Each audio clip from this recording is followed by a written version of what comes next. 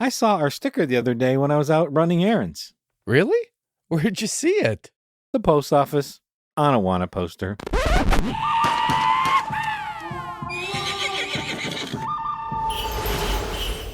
The following podcast contains graphic descriptions of international celebrating and global merrymaking. It may not be suitable for angry or unhappy audience members. Listener discretion is advised. You've been warned. Have you ever seen any of those foreign films? I don't like them. Lord, you!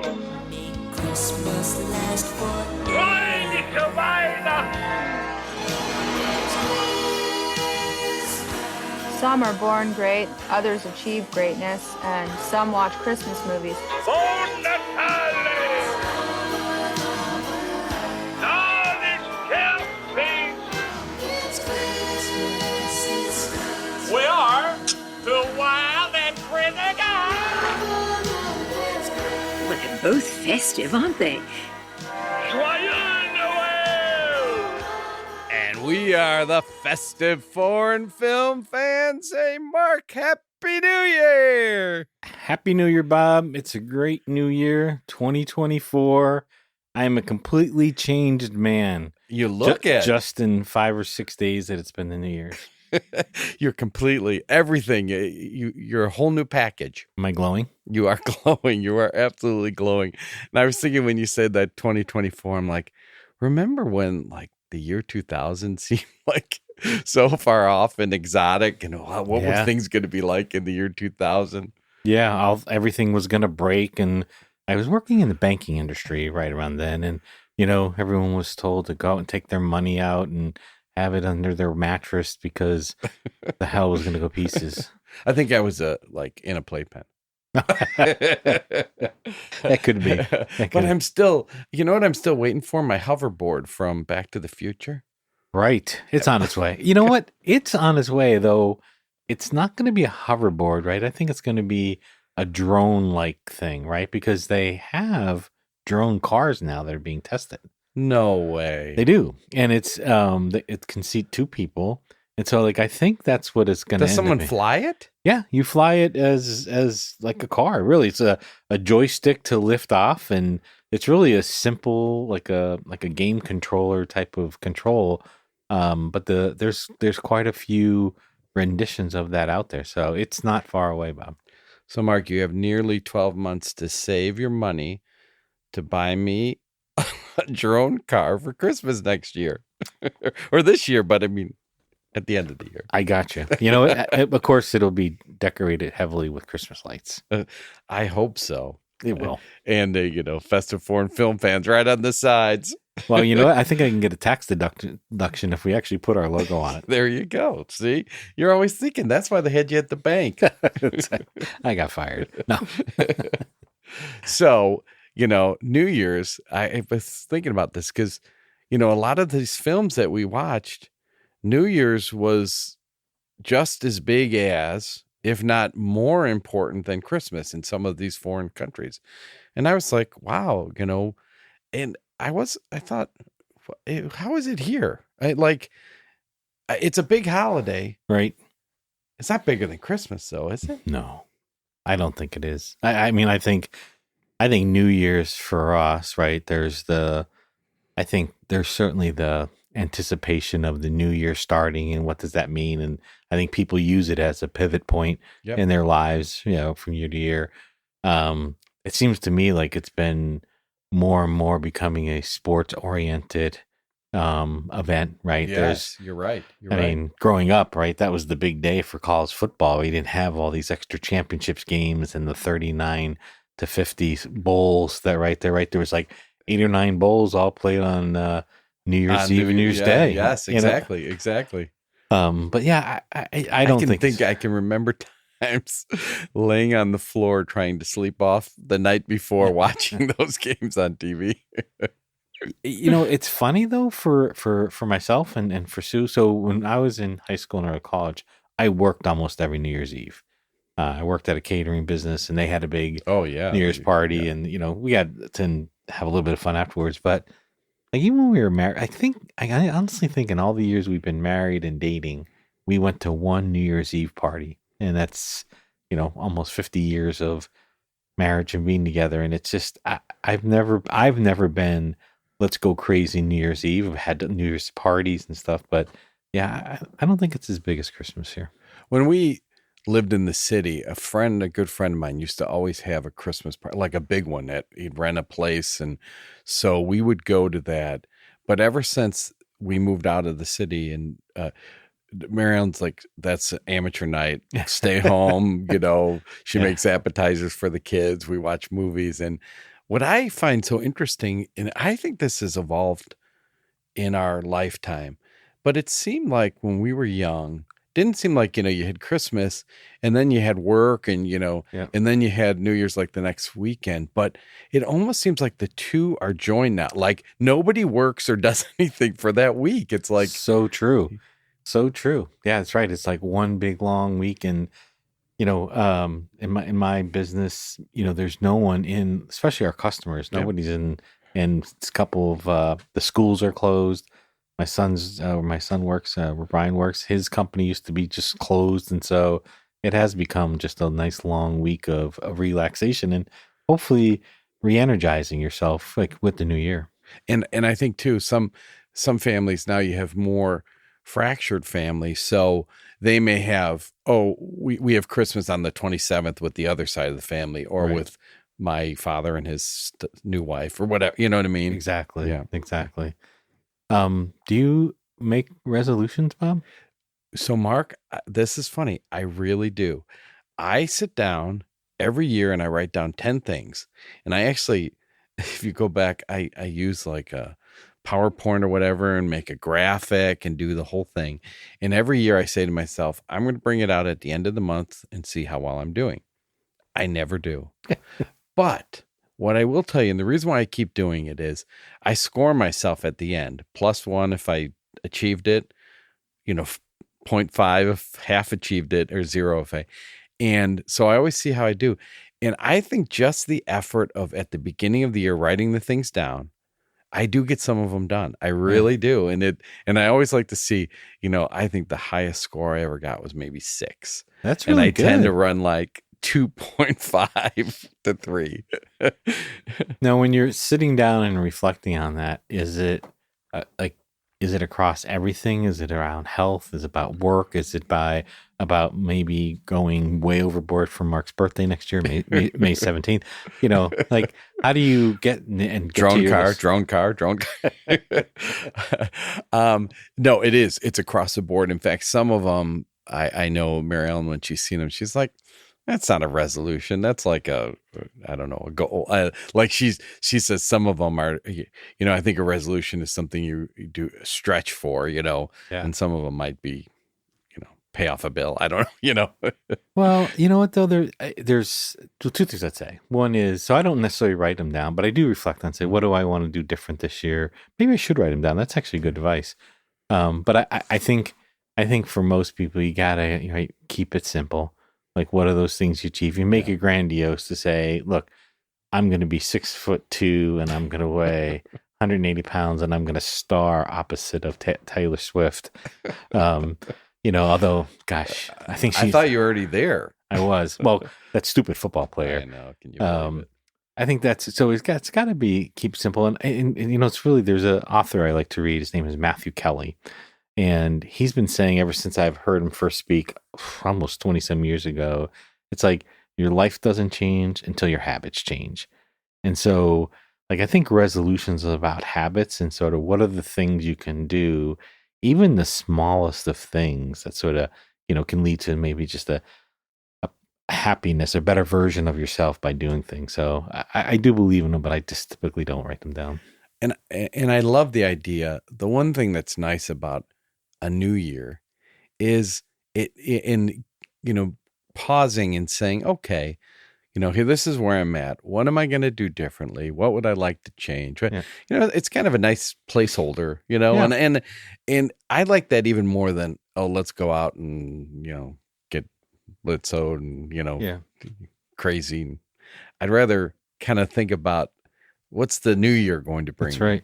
Have you ever considered letting Mary Ellen and the kids write your 10 things? No, no, because I try to say that with a straight face. I think that because one of the things that constantly rolls over, I think, is to lose 20 pounds and exercise every day or something. And that would probably be number 1 and number 2 on that list. And 3 is probably stop drinking energy drinks. But I should introduce tonight's movie. Want to watch a Christmas movie? Christmas movies are our bread and butter. We eat Chinese food and watch Christmas movies. I heard it's the best Christmas movie since Home Alone. It's a good way to start off the year with a very unique movie because, again, I think we're reflecting on the year and let's start off differently. And we found a film. It is called Echo, and it is from Iceland. And the interesting thing about this film, it kind of runs like, it feels like a documentary, but it's not. It's actually a film with actors, although and this is one of the things that interesting trivia about it. They're all, not professional actors. Most of them are uncredited. And so the film itself has a very real feeling. And I think the idea behind it was to convey what life is like at the holidays in Iceland. But when you watch it, it's 56 vignettes, 56 different scenes, none of which are interconnected.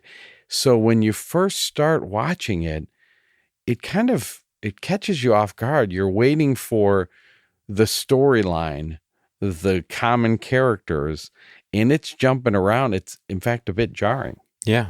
No, I agree. It was, and I think I've shared with you before, I don't necessarily read a lot about a movie before I watch it. I will a second one. I'll read after I watch it the first time and watch the second time. But I got anxious, actually, as I started to watch it. And after probably the first 6 or 7 storylines, right? Because it's not uncommon to have multiple storylines. I was getting anxious because they weren't connected. You're like, wait, what is this? Right, exactly. But as it went through, we'll talk about it more about what I thought about it. But it's fascinating. Well, because of the fact that there's really no common actors and nobody specific. I mean, we're going to talk about certain scenes that stood out, but there was not an actor that stood out. So I thought the only one we really could talk about is the director. And his name is Runar Runarsson. I love that. And he's an Icelandic screenwriter and director. He lived in Denmark for 7 years, but he returned to Iceland to direct Echo. And he has received 90 international awards for his last 3 films, all of which are filmed in Iceland. They're all about Iceland. So not like this, though. The other 2 were normal stories. This is the only one that's and I, like you, I kind of afterwards decided to do, I wanted to read what some of the reviewers thought of it. And they say it's difficult to get into, but once you get into it, is amazing how you can maybe create a mini story in just a scene with just dialogue. And the cameras, these are one shot, they don't cut and move around. It's kind of straight on. Yeah. No, I think it was. I think it's extreme. I think it was brilliant, really, to approach it. And as you said, it's a film about people who are getting ready and preparing for the holidays. And as I got past that anxious period, and I start seeing these different things. Some I could relate to, some I could not, some made me happy, some kind of made me sad. Yes, right? It's it's a holidays, and gosh, reminding you that not everybody can have a happy holiday, right? Some people will have happy holidays, some have real life things that they're dealing with, even during a period of time that's supposed to be a festive time.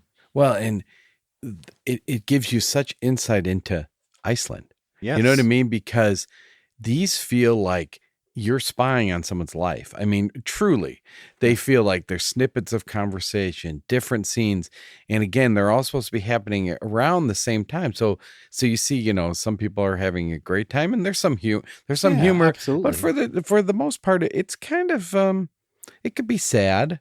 Yeah. It could be, and the music is beautiful, but very restrained, not overpowering, very restrained. And, you know, when you kind of think about some of the things that Iceland, what they've gone through when they had that big financial crash, Right. and I think this film was trying to, without having a story about them, illustrate things about how life is changing, technology's coming in, jobs are changing, all through these mini little scenes.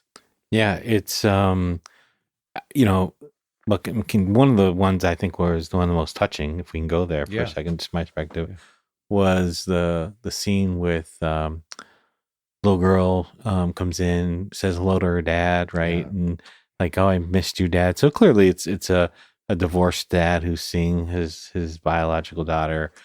And the dad's a music professor, music teacher, and asks her if she's been practicing her piano. And she goes up and she plays, and it's sort of like, you know, sort of one note at a time, stuff like that. Still kind of pretty and nice. And you can tell she's proud. Oh, she's beaming. Like, I'm trying to look at her dad, right?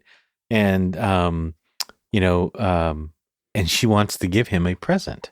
She says, I brought you a present. And he's like, yeah, maybe later, right? And then her stepsister, right, comes and says, oh, so, you know, you're whatever her name was. And they're sort of meeting for the first time. And, oh, I see you play. And she's like, I play too. And she gets up there and she's like a concert pianist. And she's playing, and she's just playing. And you can see the little girl sort of just melting inside, you know, in her chair. And, you know, her dad kind of comes in the room and is beaming, and I'm her teacher and stuff like that. And so I think her big gift was to show him how well she plays, only to be sort of upstage. And, you know, he's like, oh, what's that present that you wanted to give me? She's like, nah, no, later. And again, you never have closure on what happened. But that, and it breaks your heart. And just in very little dialogue, and the girls are nice to each other. It's not like they're, you know what I mean? They're pleasant, nice to meet you, and all that. Almost it just, oh my God, rang all the emotion out of you. You're like, and what would you say, Bob? It was a 2 or 3 minute story. Like, that's all you got to see. Yeah. But yet, in my mind, I created a whole backstory. And a whole ending. Yeah. Right. I mean, it's kind of brilliant what the director did. Well, and there's a lot of scenes like that in terms of, like, very early on, there's a scene where two funeral directors, I mean, there's a boy, they're getting ready for a funeral for this boy, and they take the top off the coffin, and there's a little angel laying in there, angelic. And then the funeral director is on the phone with his son, and he's got to get picked up for daycare. Very mundane conversation, but just the comparison of the two things. Like, here's someone's, you know, going on in his life. Here's a young child who's died. It's Christmas time. You know, it's supposed to be joyous, celebratory. That, and then right away, then it cuts, and there's another body laying there, but it's not a boy. It's a guy in a sunbed, right? Who looks like an American athlete. You almost think that he's an American athlete. I was thinking maybe soccer, whatever. He's in Iceland, and he can't come home to his family, so he's on the phone with them. But that scene where you go from the, you know, dead young child, boom, to another body in a sunbed, and they did something very similar. Do you remember the scene with the kids in the nativity play, and they're singing, and it's very, very cute, and that's a kind of a, you know, uplifting moment. And then it cuts to the female bodybuilders and performing too, you know what I mean? But they're almost like both on stage, both, and it just jumps, and it's like, wait, what? Yes. Yeah, no, it's funny because they are both on stage. Again, it's one of those great moments, I think, in film because the screenwriter, the director is sort of just messing with your head. Yeah. Right. Because I have to imagine most people are like, oh, I don't remember them being with the wise men, the bodybuilders, but maybe there was in Iceland. Yeah. The two other ones stood out, and I think it's you hate to say it's the sad ones, but they're the ones that really get to you. How about the woman? She's the janitor at the museum, and she's cleaning and talking to her husband, and he's taking her. So she's a cleaning woman at a museum, and her husband's taking the kids on holiday at Christmas, and she's almost sobbing. And she's like, "You had him last year."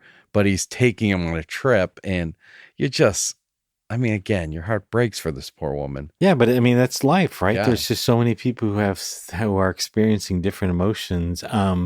Maybe on a little more uplifting, or just I thought like, oh, that's kind of cool. What do you remember when they were Christmas tree shopping?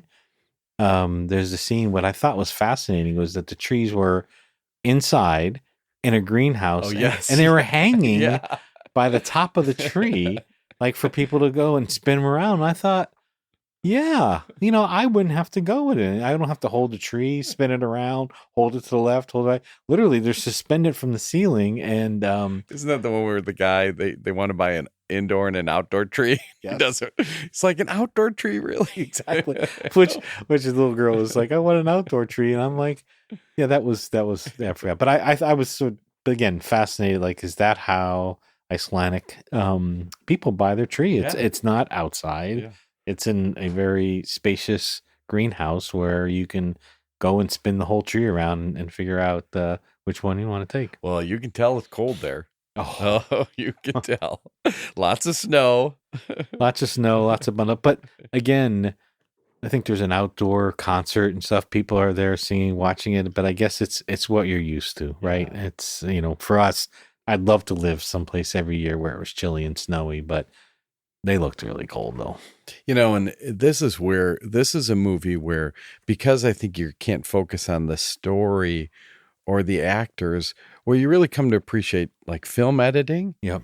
And the director, like, because that scene I just described with the woman on the phone with her husband, you never see the husband, right? Nope. You just hear one side of the conversation. The other one is the woman, the 911 operator. She's talking to like an 8-year-old boy, and it's, Christmas Eve or whatever. And his parents are having a violent fight. Right. She's calling the cops, but she's talking to him. And again, it's like you're only hearing one side of the conversation, but you're writing the story. Yeah. Oh, exactly. You're filling it. Yeah. Maybe one last one I thought that was uplifting. That was sweet, since we sort of started the dark side, which I'm glad you're, which I do too.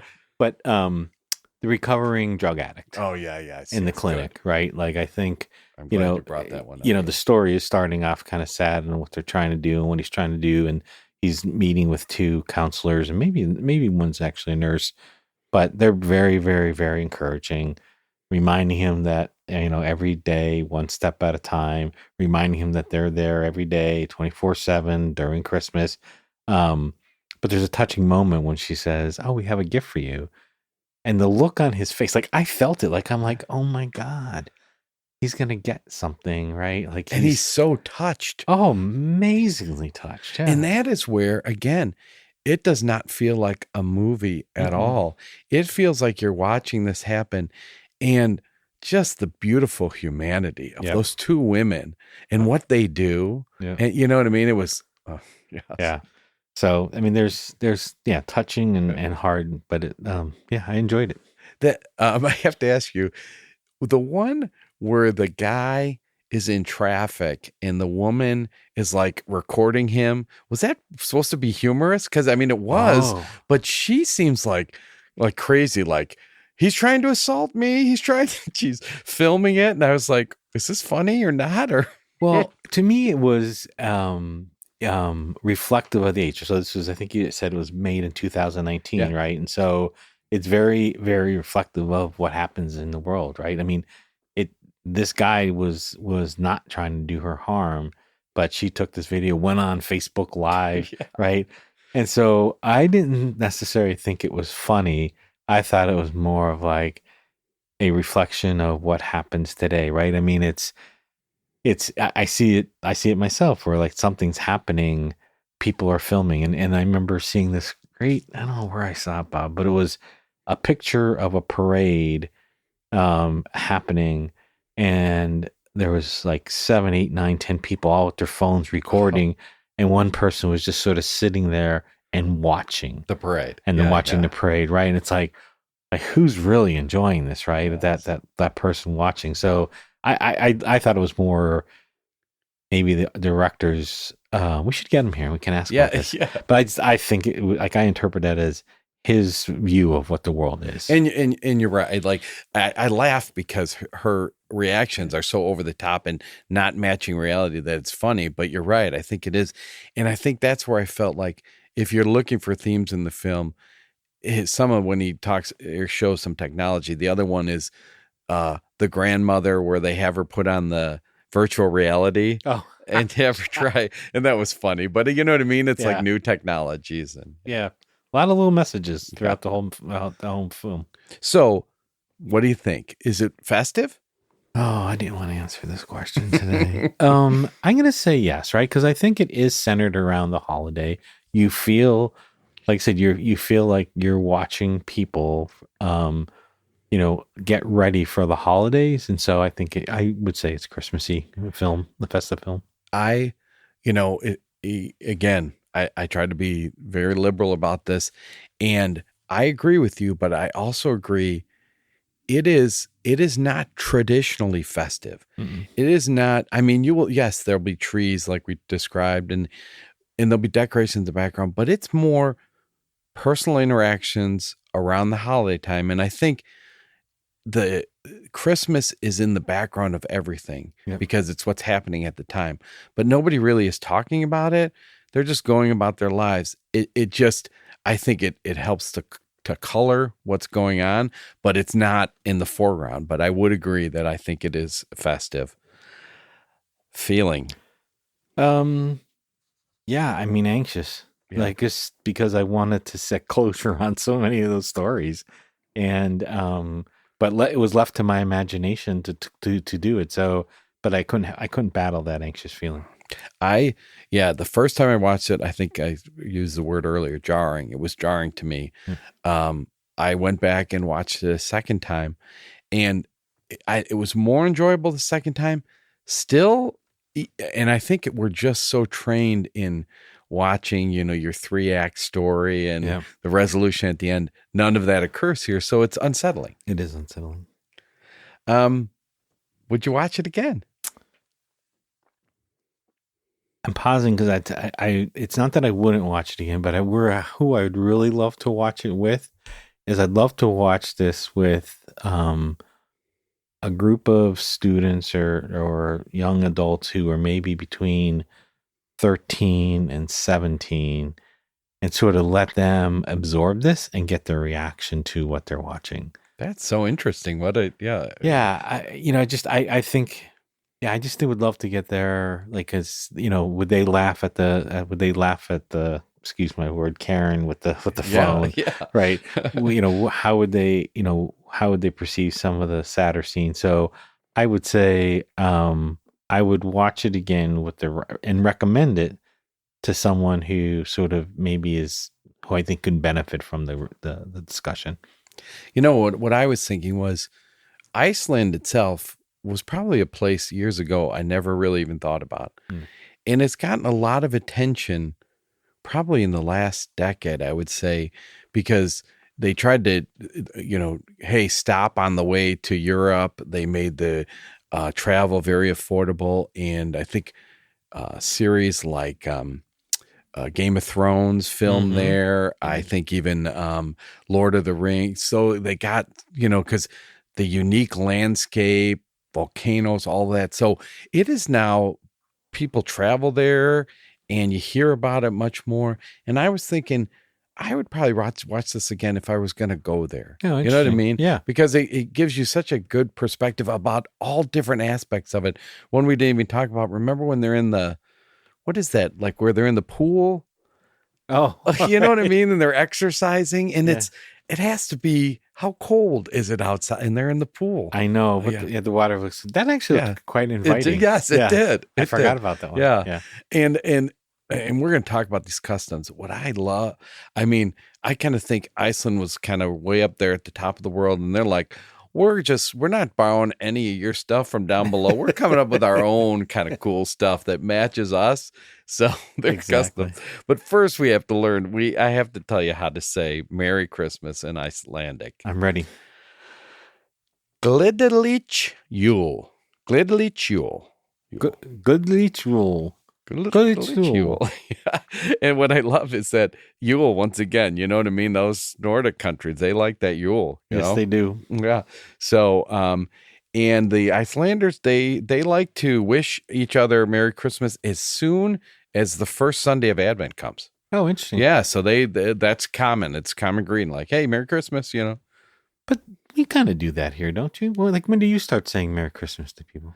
You know, that's interesting. I think we had a conversation, and this probably goes back to, like, my family would say, I'm not a hugger. I think I come from a more reserved family. Yeah. So I even sometimes have a time, like on Christmas, I'll say it.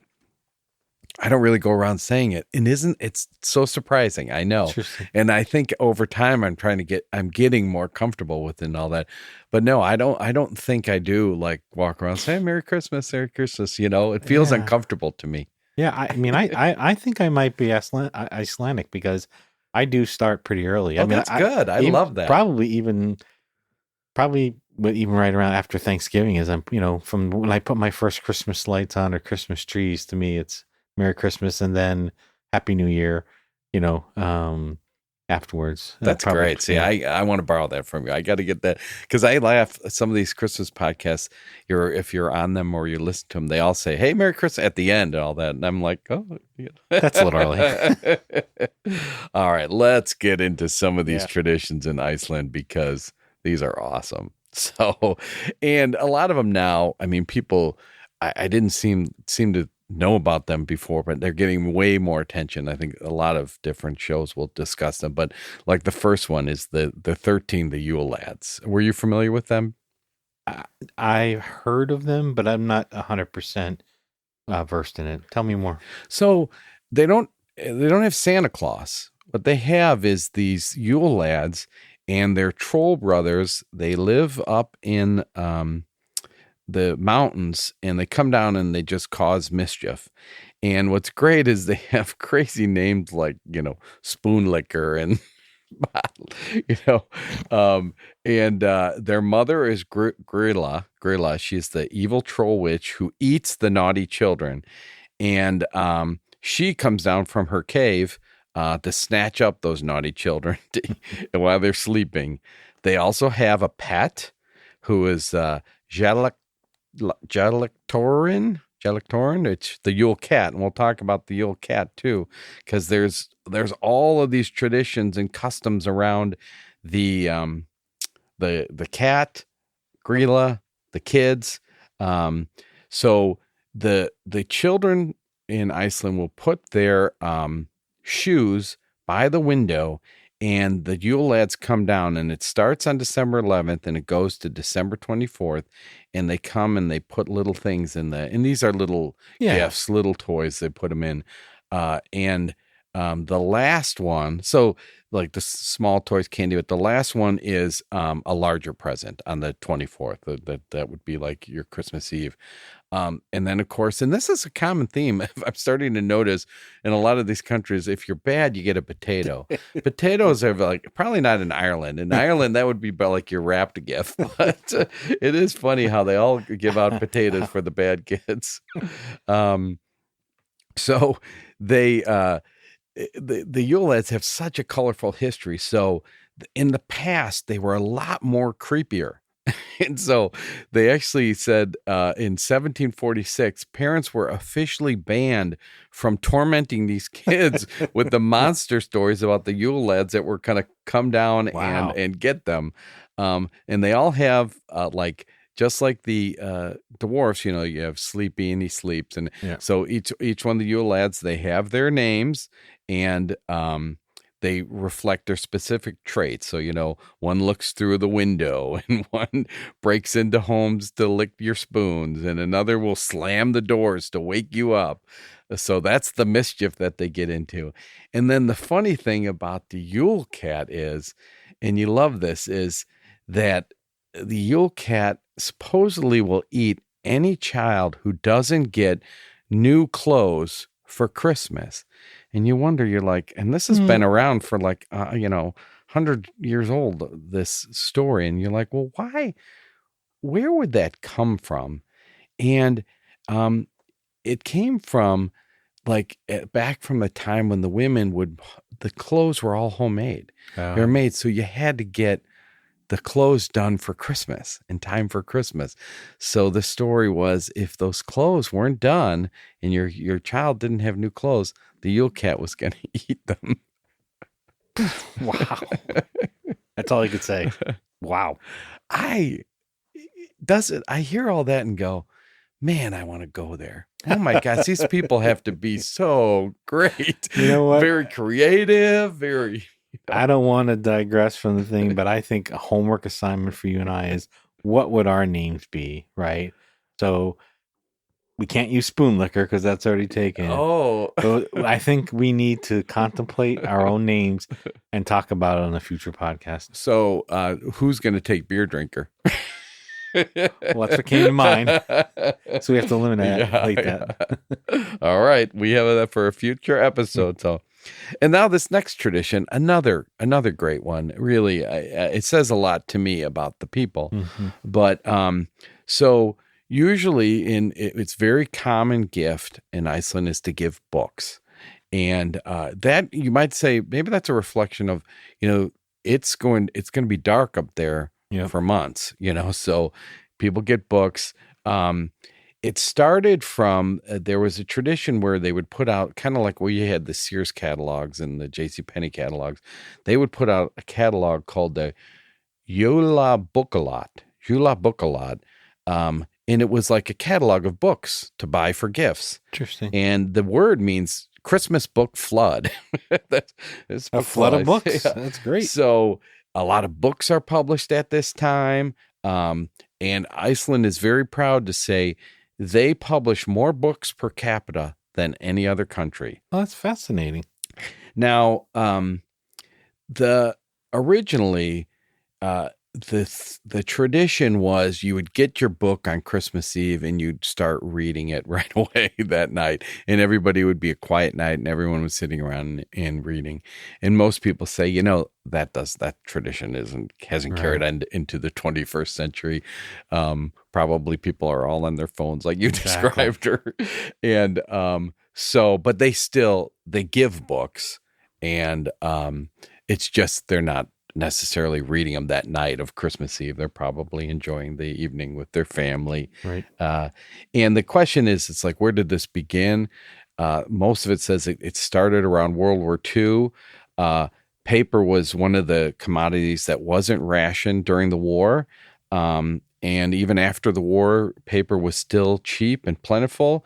And so giving books became the centerpiece of the tradition, or of Christmas, to give a book to someone.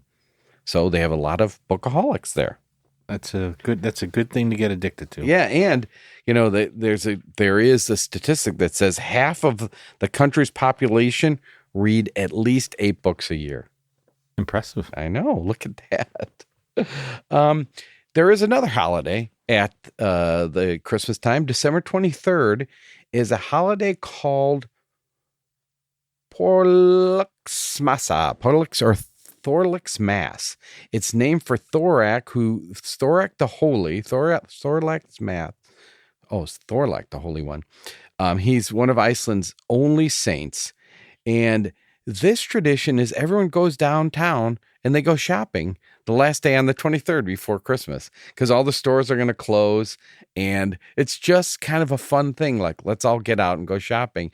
And I've seen images, and they show all the people out shopping on the 23rd, and then the 24th, the roads are empty, and Interesting. So it's very festive, fun, make the shopping a fun thing.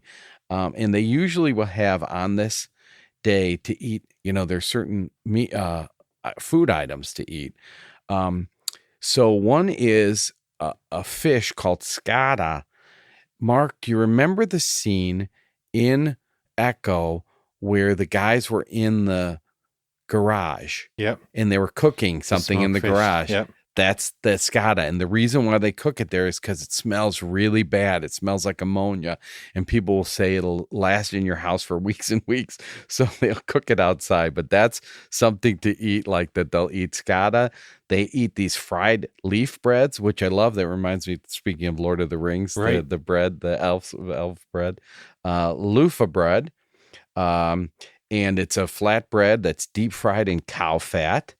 And then they have, and this is one I'd like to get my hands on and have a taste of this, Julol. It's a malt drink mixed with orange soda. Interesting. I like orange soda. Yeah. And last, and these we've had, I'm sure you've tasted these, the pepper cookies, peppercore. Yeah, commonly baked at Christmas time. And then the last thing I wanted to tell you about is, and this makes complete sense to me. Most Icelanders will keep their Christmas lights up even through February. And at first you're like, what, are you lazy? No, you think about it. Those are the darkest months of the year. So, think how hard it is when it gets dark here at, 5 or 6, or, 4 or 5 o'clock and you're starting to feel a little depressed or whatever. There, it's going to be really dark. So they'll keep their lights up. So at least there's, the houses are shining in the dark. And it's also very, very cold out too, to go out and take them down, Well, it keeps the festive feeling going a little bit longer. Exactly. Yeah. And we like it. So I'm going to keep my Christmas. I'm going to say, I'm following the Icelandic tradition. I'm not taking my lights down till like June. There you go. I like it. So now we get to a fun part because we love the Icelandic traditions. How about Icelandic music? You want to hear music? This calls for some Christmas music. Yes, this Christmas music. What kind of Christmas music is that? The least you could do is play some Christmas music. And now back to Christmas music. Really, really quick. Like, I'm not a conspiracy theory person, but I have to tell you. So there's a shopping tradition. There's you don't get clothes on Christmas, you're gonna get eaten by a cat.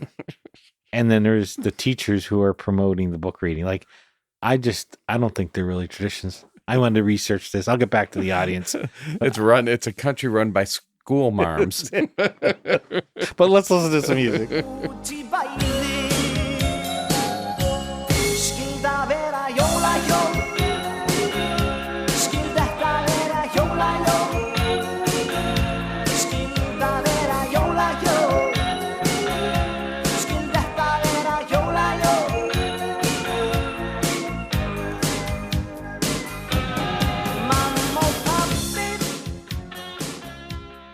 All right, so Mark, this song is from 1987, and I have to say, you'll see it on the best Christmas songs from Iceland, and you'll also see it on the list of the worst Christmas songs from Iceland because people either love it or they hate it.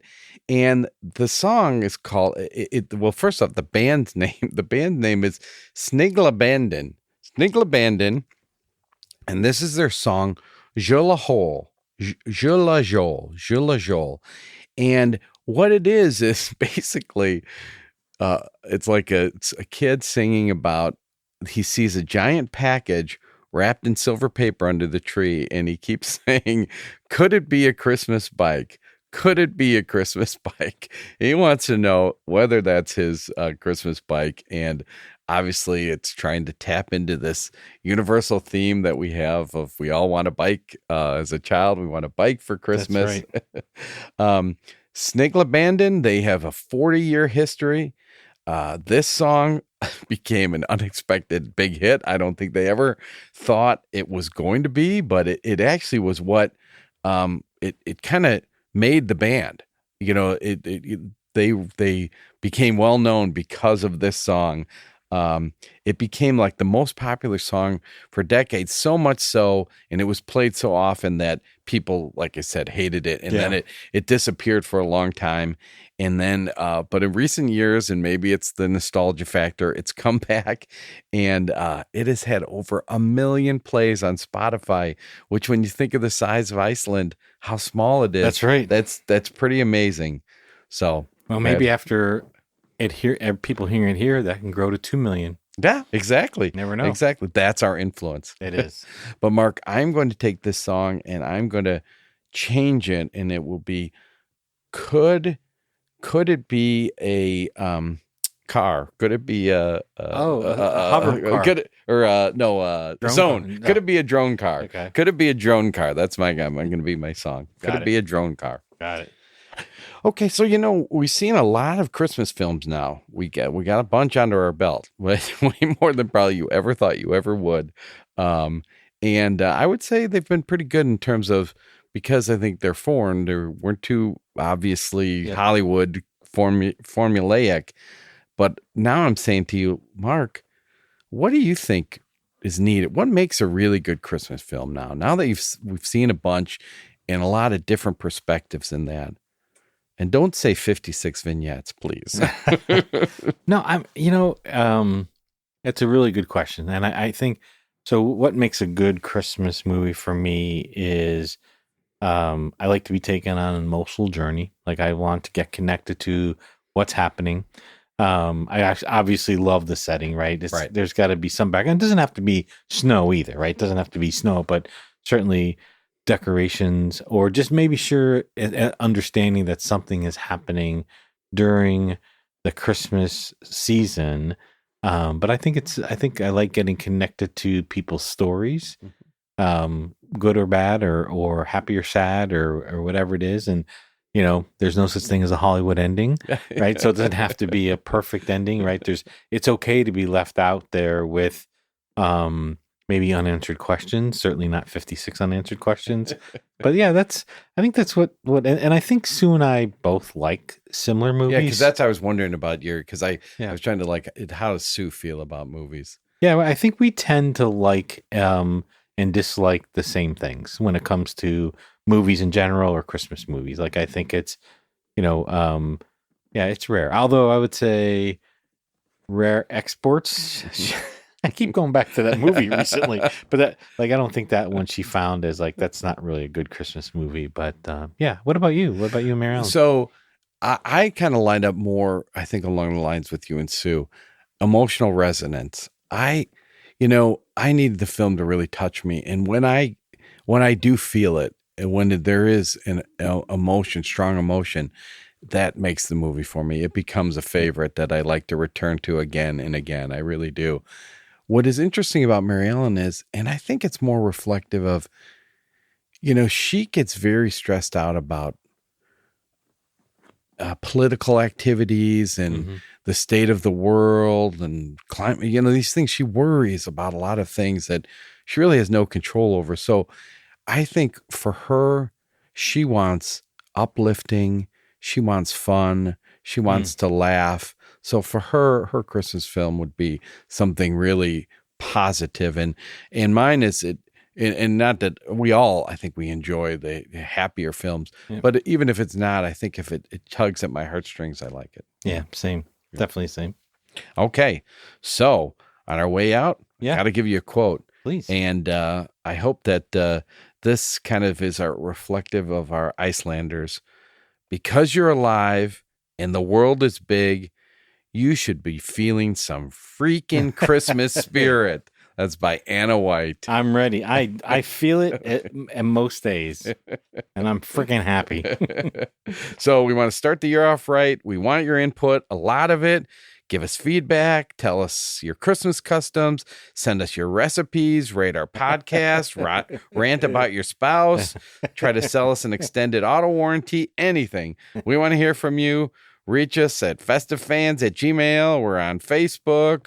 We are on X, that Twitter thing. And so, even give us a call. What the heck?